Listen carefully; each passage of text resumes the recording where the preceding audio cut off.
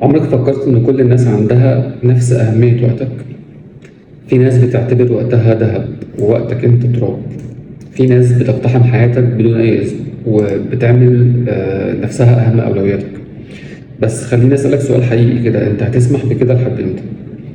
يعني الوقت ده هو رأس مال أي إنسان، أي شيء ممكن تعوضه إلا دقايق عمرك. ومع ذلك معظم الناس بيسيبوها تضيع بسبب مجاملات أو علاقات ما تستحقش. في ناس لما تتأخر عليهم دقيقة بيزعلوا وبيعترضوا، بس هم نفسهم ممكن يخلوك تستنى بالساعات وما يحسوش بأي ذنب على فكرة. بس هم يعني في ناس تانية وقتهم دايما أهم ومواعيدهم دايما أوجد. أنت المفروض بقى تمشي على جدول حياتهم مش حياتك، يعني ده هم اعتقادهم. يعني الناس دي مش بتسيء ليك بس على فكرة، الناس دي بتسيء لقيمة وقتك.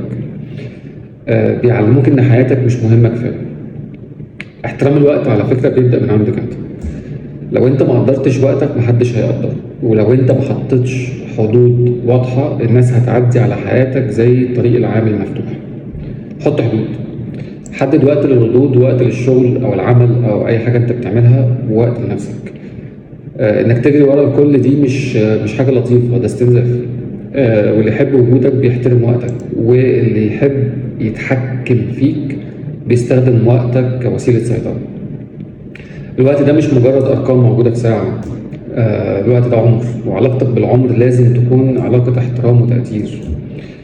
الشخص اللي بيطلب منك تسيب شغلك علشانه فورا، والشخص اللي بيرن عليك وبيتوقع انك لازم ترد من اول مره، واللي بيلغي مواعيد فجاه وبيسيبك مستني. خلي بالك ان ده كله، اللي بيعمل كل الحاجات دي ده واحد مش بيحبك، ده بيحب الشعور السيطرة عليك او التحكم فيك وفي وقتك وفي عمرك.